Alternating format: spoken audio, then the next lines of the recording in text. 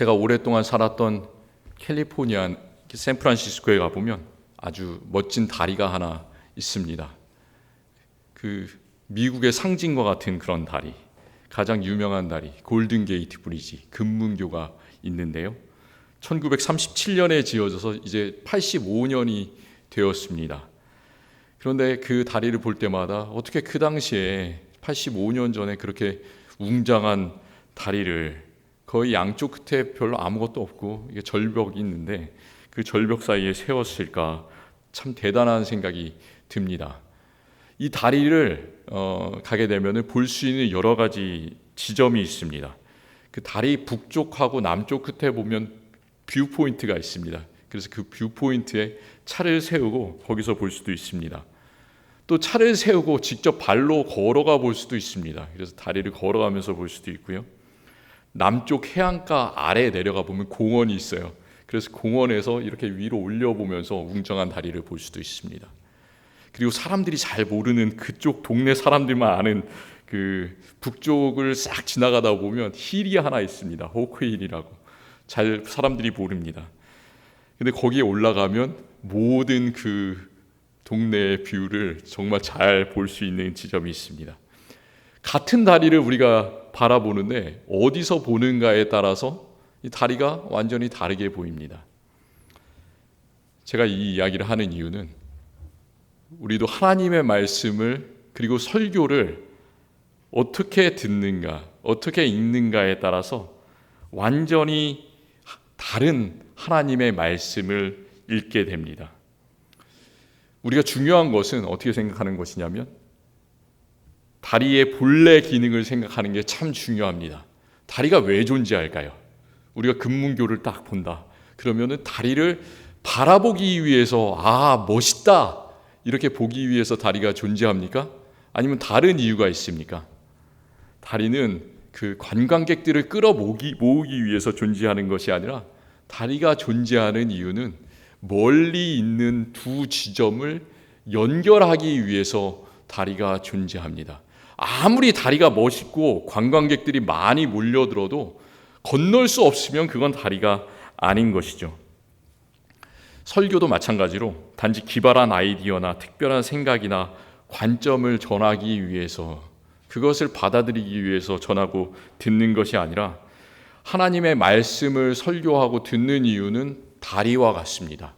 2000년 전에 3000년 전에 선포되었던 하나님의 말씀이 있는데 그 말씀이 지금 내가 살아가고 있는 나의 삶에서 어떻게 적용될 수 있을까? 어떻게 똑같이 2000년 전에 3000년 전에 하나님의 말씀으로 받아들였던 것처럼 나도 지금 이 순간에 그 말씀을 똑같은 하나님의 말씀으로 받아들일 수 있을까? 그것을 연결하는 것이 바로 설교입니다. 저는 오늘 말씀을 준비하면서 고민이 됐습니다. 이 사마리아인의 비유, 이 말씀은 누구나 잘 아는 그런 말씀이지 않습니까? 이렇게 누구나 잘 아는 이야기를 설교로 전할 때마다 많은 고민이 됩니다. 저는 이런 생각이 들었어요. 말씀을 준비하면서 어떻게 좀 기발한 생각을 좀 전할 수 있을까? 어떻게 좀 새로운 관점에서 이 말씀을 해석할 수 있을까? 기발한 아이디어를 찾기 위해서 노력하다가 저는 그 생각을 내려놓았습니다. 내가 잘못했구나. 그런 생각이 들었습니다. 그리고 다리의 본래 목적을 생각을 했습니다. 다리는 멋지지가 않아도, 다리는 관광객들을 끌어모을 수 없어도 그 먼 지점을 연결해 줄 수 있으면 그것으로 되는구나. 이런 담대한 마음이 들었습니다. 그래서 오늘 말씀을 통해서 내가 정말 수백 번도 더 들었던 이 말씀이지만 이 말씀을 통해서 예수님께서 하신 이 유명한 비유의 말씀이 나의 삶의 방향이 되었으면 좋겠습니다.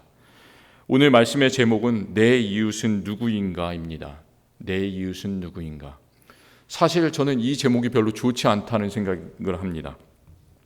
더 바람직한 제목이 어떤 제목이냐면 오늘 예수님께서 말씀 37절 마지막에서 말씀하신 것처럼 가서 너도 이와 같이 하라. 가서 너도 이와 같이 하라. 이 제목이 더 좋은 제목입니다. 그런데 제가 좋지 않은 제목, 내 이웃이 누구인가? 내 이웃이 누구인가는 예수님께서 하신 말씀이 아니라 예수님께 물어보았던 그 율법 교사의 물음이었습니다. 그런데 이 율법사의 물음은 좋은 것이 무엇이냐면 우리가 여러 가지로 생각을 할 수가 있기 때문입니다. 내 이웃은 이런 사람이 될 수도 있고 이런 사람이 될 수도 있고 다른 사람이 될 수도 있구나. 한번 생각해 보시기 바랍니다. 내 이웃이 누구인가? 그래서 이 제목이 좋습니다. 우리는 이런 성격이 있습니다. 구체적이고 정말 확실한 것을 좋아하는 사람입니다. 똑똑한 것을 좋아하는 사람이에요. 제가 미국에 와서 놀란 것 중에 하나가 미국 문화는 한국 문화에 비교해 봤을 때 정말로 자세한 것을 좋아하는 문화이구나 이런 생각이 들었습니다. 그것을 제가 미국에 왔을 때 처음부터 조금 느끼기 시작했는데 그걸 정말 확실하게 느낀 게 2011년에 제가 처음으로 미국에서 여름 성경학교를 진행을 하게 되었습니다. 그래서 여름 성경학교를 진행을 하는데 한국에도 여름 성경학교가 있습니다. 주로 여러 교단들에서 만든 교재가 있고 그 교재를 보고 나서 여름 성경학교를 준비를 하는데 진행안이 나와 있습니다. 근데 그 매뉴얼에 내용이 자세히 적혀 있지가 않아요. 진행하는 사람들이 알아서 자기가 생각을 해서 할 내용들을 덧붙여야 됩니다. 그게 한국의 방식인데 이 미국 교재를 보다 보니까 진행자가 해야 되는 말 한마디 한마디 별로 필요 없는 말 같은데 그것까지 일일이 다 적어놨어요. 이 자리에선 쉬어라 라는 이렇게 따옴표로 해서 그 괄호까지 넣어서 그런 것까지 스크립트를 전부 다 적어놨습니다. 왜 이렇게 진행안을 자세히 적어놨을까? 이게 그냥 우리가 진행을 하다 보면 1분, 2분이면 다 얘기할 수 있는 건데 그걸 한 페이지, 두 페이지에 걸쳐가지고 적어놨습니다.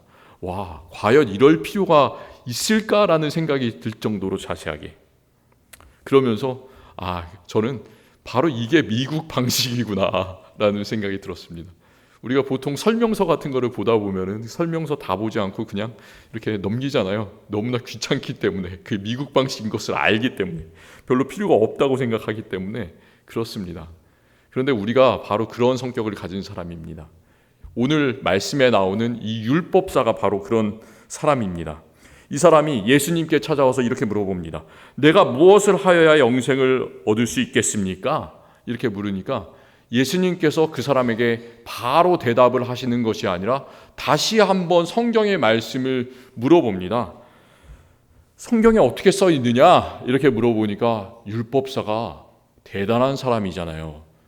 성경을 완전히 읽고 또 읽고 외우는 사람이지 않습니까? 그래서 이 사람은 미리 그 대답을 알고 있었습니다. 레위기 19장 18절에 내 이웃을 사랑하라는 그 말씀, 그리고 신명기 6장 5절에 들으라 이스라엘아 쉐마라는 그런 아주 중요한 말씀, 주 너의 하나님을 사랑하라, 이 말을 딱 붙여가지고 예수님께 대답을 합니다. 그러니까 예수님께서 이 사람을 칭찬하시면서 너의 대답이 옳다, 이를 행하라, 그러면 너가 살리라, 이렇게 대답하셨습니다. 그러니까 이 율법사는 기고만장했겠죠. 예수님께서 자신을 칭찬하시니까. 그런데 예수님께 또 다시 물어봅니다. 그러면 나의 이웃은 누구입니까? 이렇게 물어봅니다.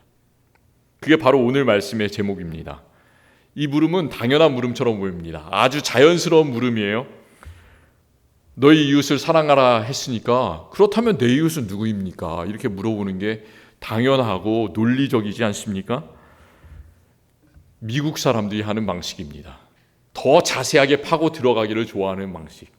그리고 미국에 사는 우리들도 똑같이 생각합니다. 아주 자세하고 구체적인 것을 좋아하고 하나를 물으면 또 묻고 또 묻고 바닥까지 알아야 되는 그것들, 그런 사람입니다. 그런데 누가복음을 쓴 이 사람 누가는 이 율법사가 그렇게 물어본 숨겨진 이유를 이미 다 알고 있었습니다. 그리고 성경에서 한마디를 쓰고 있습니다. 29절에서 그 사람이 자기를 옳게 보이려고 예수님께 이 물음을 묻는다라고 얘기를 합니다. 자기를 옳게 보이려고. 내 이웃이 누구입니까? 라는 물음 뒤에는 여러 가지 이유가 숨겨져 있습니다. 자기를 옳게 보이려고라는 그런 말에는 나는 다른 사람의 이웃이다 라고 불리기에 참 합당한 사람이다. 다른 사람이 나를 다 이웃이라고, 아주 선량한 사람이라고 인정해 줄 거야. 이런 내 우월감이 막 프라이드가 넘치게 이 사람은 그것을 가지고 있습니다.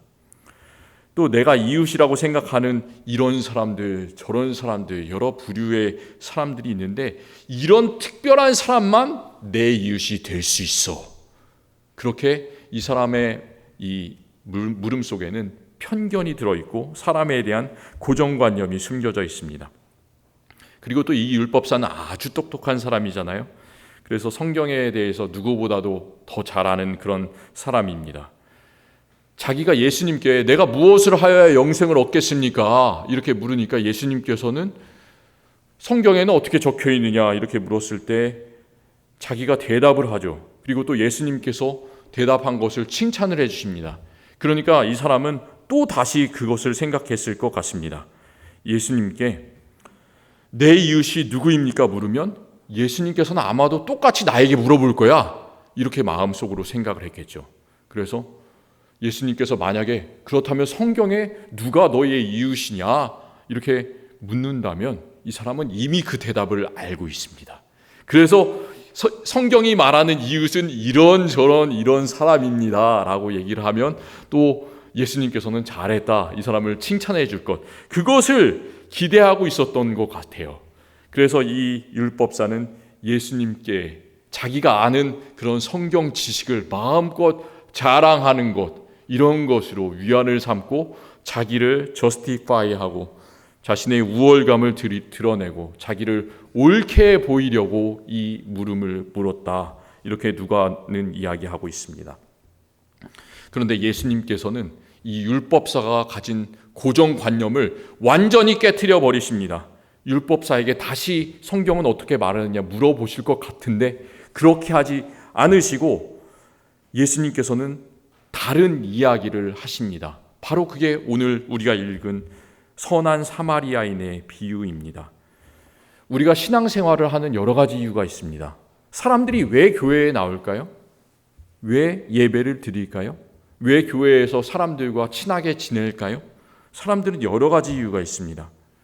많은 사람들이 참 안타깝지만 내 자신이 가지고 있는 것을 더욱더 강하게 만들기 위해서 신앙생활을 하는 사람들이 있습니다. 내가 이런저런 이런 생각을 가지고 있는데 성경에서 하나님께서는 이렇게 내 뜻대로 나랑 똑같이 말씀하셨어. 그러니까 나는 내 생각을 이렇게 믿음 생활을 하면서 더 강하게 할 수 있어. 이렇기 때문에 신앙생활을 하는 안타까운 분들이 있습니다. 그런데 진정한 신앙인은 그렇게 내 가진 신념을 강화시키기 위해서 신앙생활을 하는 사람들이 아니라 깨지기 위해서 신앙생활을 한다라는 사실을 기억하시기 바랍니다. 나는 어렸을 때만 변화되기 위해서 신앙생활을 하는 것이 아니라 나이가 들고 늙어서도 항상 내가 가지고 있는 무엇인가가 깨지기 위해서 신앙생활을 한다. 이것을 늘 기억하시기를 바랍니다. 용광로에서 금이 나오려면 재련을 해야 되지 않습니까? 그렇게 아주 뜨겁게 그 고통을 겪어야지 순금이 나오는 것처럼 지금 당장은 우리가 견디기 힘들더라도 하나님의 말씀을 통해서 내가 가진 생각과 내가 가진 습관들이 벗어지고 하나님께서 원하는 사람으로 지금도 미래도 조금씩 변해 나가기 위해서 우리는 신앙생활을 합니다. 그것이 바로 회개예요. 회개는 완전히 내가 대단한 사람이 되는 것, 바울과 같이 180도 나의 삶이 갑자기 순식간에 바뀌는 것이 아니라 그러는 경우도 있겠지만 지금 우리가 만나는 작은 순간에서도 깨어지는 것, 그것이 우리의 작은 회개인 줄을 믿습니다. 우리는 그러기 위해서 신앙생활을 합니다. 조금만 놔두면 우리는 율법사처럼 예수님이 아니라 내가 잘났고 내가 세상의 중심이 되어버리는 그런 사람들입니다.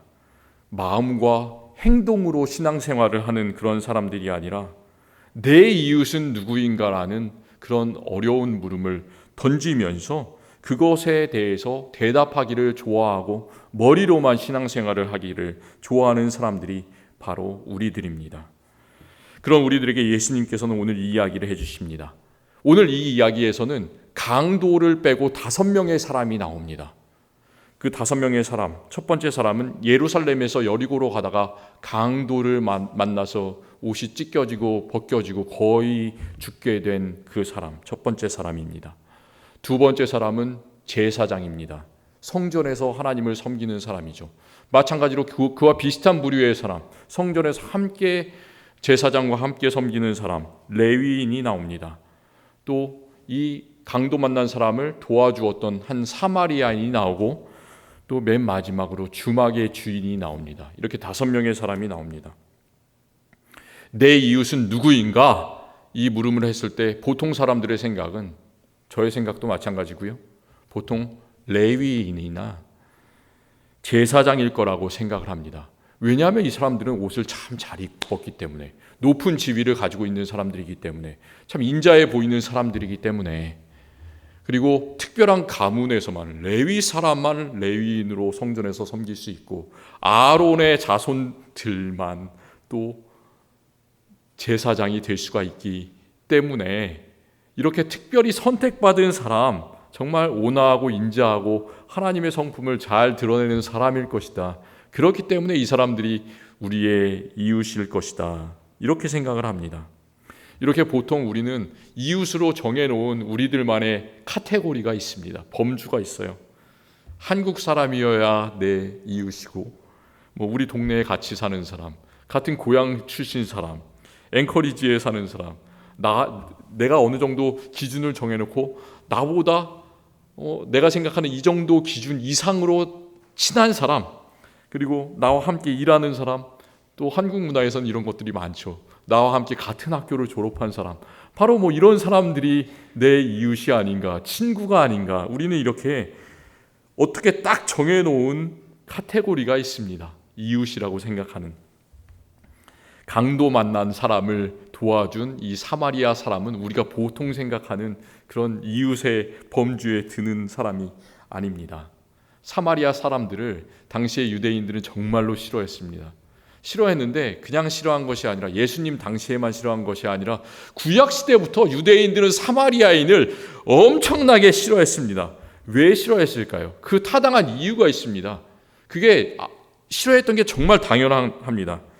유다와 남쪽에는 유다가 있었고 북쪽에는 이스라엘, 이 나라가 2개로 갈라졌습니다. 처음에는 통일한 왕국이었다가 이 2개로 갈라진 다음에 북이스라엘의 초대 왕이었던 여로보암이라는 사람이 있었습니다. 그런데 이 사람들은 자기가 세운 왕조, 그 북이스라엘의 사람들이 남쪽 유다에 있는 예루살렘 성전을 계속해서 그리워하고 그쪽에서 내려가서 예배를 드리면 자기가 세운 그 왕조가 혼란해지고 불안해지고 나라가 무너질까, 이게 두려웠습니다. 그래서 북이스라엘의 2곳에 금송아지를 세웠습니다. 한 곳은 꼭대기에 있는 단이라는 곳에, 그리고 가운데 있는 베델이라는 곳에 금송아지를 세우고 그곳에서 사람들을 예배하게 했습니다. 그러니까 남쪽 유대인들이 생각할 때는 북이스라엘 그 사마리아에 있는 사람들은 하나님을 섬기는 사람이 아니야, 너희는 우상을 섬기는 사람이야, 이렇게 손가락질을 하게 된 그런 사람들인 거죠.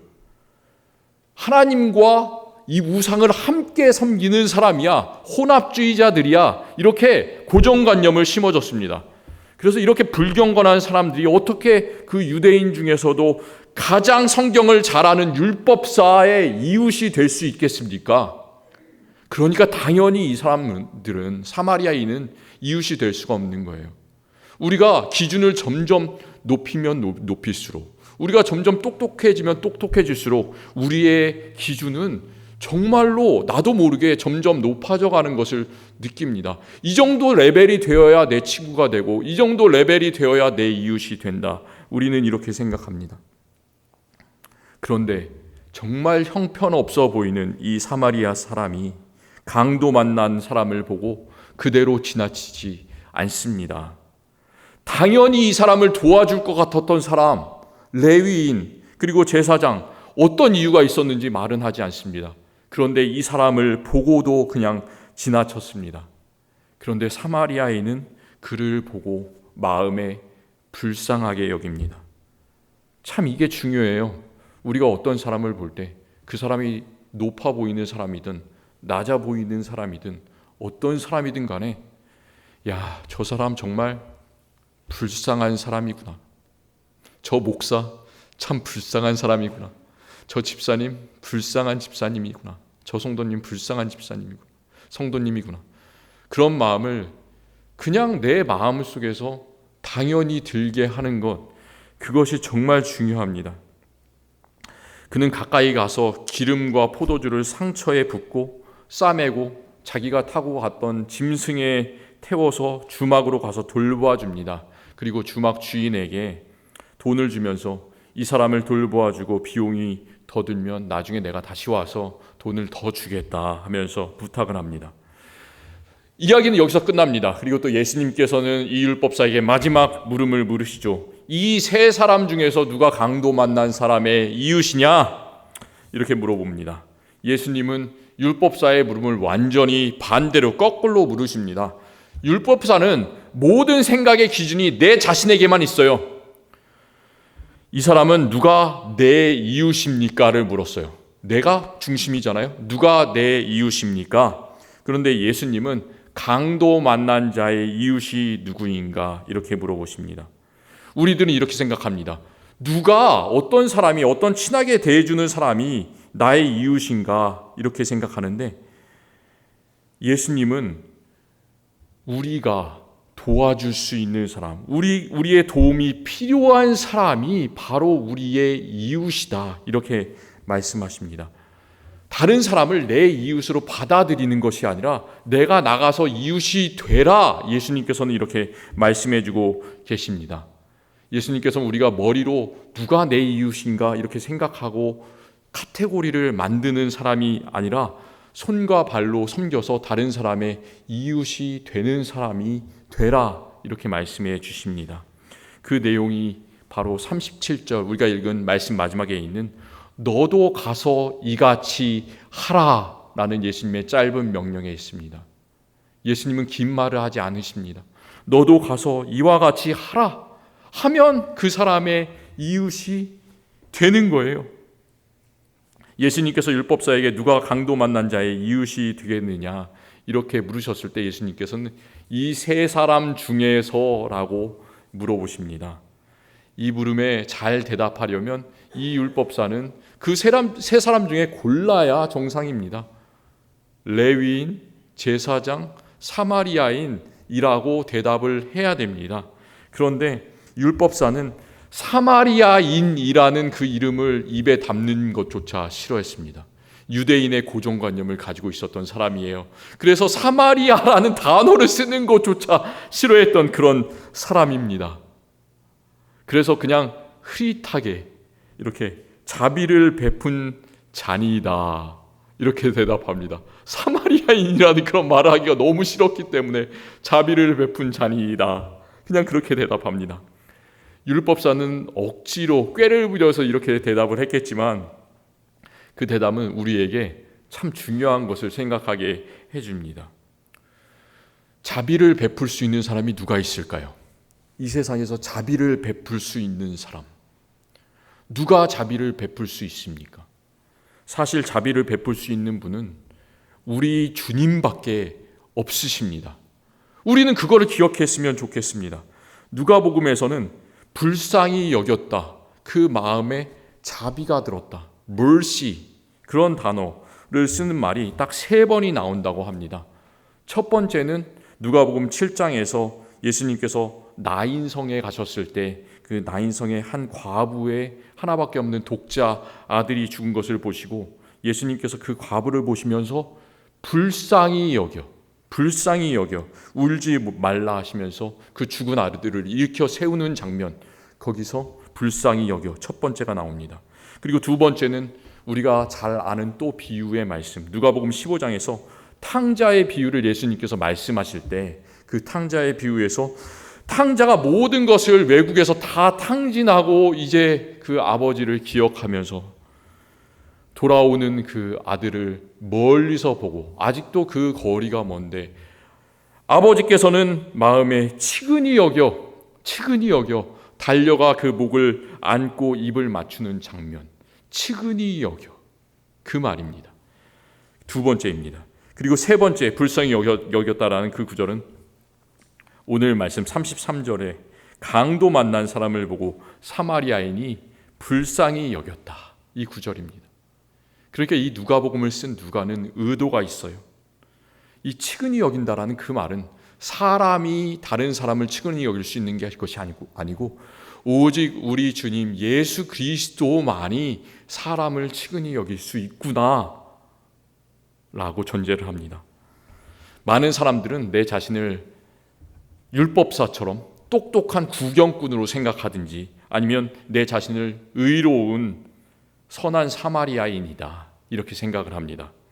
그런데 사실 우리가 정말로 기억해야 되는 것은 선한 사마리아인처럼 도우실 수 있는 분은 예수님밖에 없다는 그 사실입니다. 이 사마리아인의 행동은 아주 자세히 적혀 있습니다. 가까이 가서 기름과 포도주를 상처에 붓고 싸매고 자기가 타고 가던 짐승에 태우고 나서 주막에 가서 돌보아 주었다. 저는 이 장면을 보면서, 그리고 또 누가가 이렇게 하나하나 자세히 기록하는 것을 보면서 예수님께서 이제 마지막 날에 제자들의 발을 씻기시던 그 장면이 기억이 났습니다.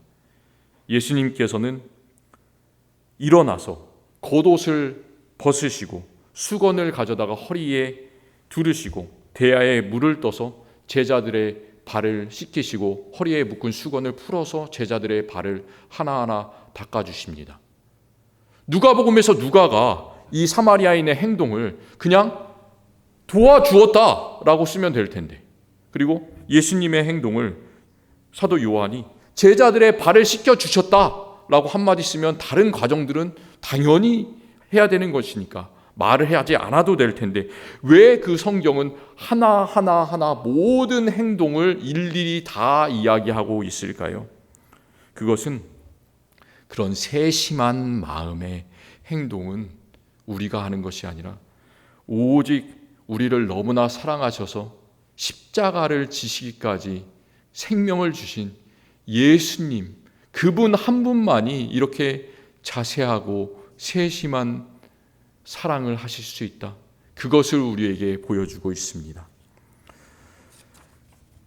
우리는 이야기에서 사실은 어떤 사람과 같냐면 사마리아인도 아니고요, 강도 만난 사람과 같습니다. 강도 만난 사람이 오늘 이야기에서 거의 어떻게 생각하고 있는지, 이 사람의 감정이 어떤지가 잘 나와 있지 않은데요, 우리는 이런 마음을 참 많이 느낍니다. 우리가 가는 인생길도 강도 만난 자의 인생길 같습니다. 우리 인생은 참 짧습니다.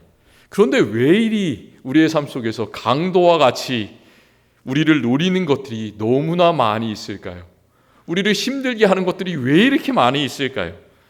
여리고부터 예루살렘까지 거리가 얼마인지 아십니까? 그 거리는 정말 짧습니다. 실제로는 15마일입니다. 15마일.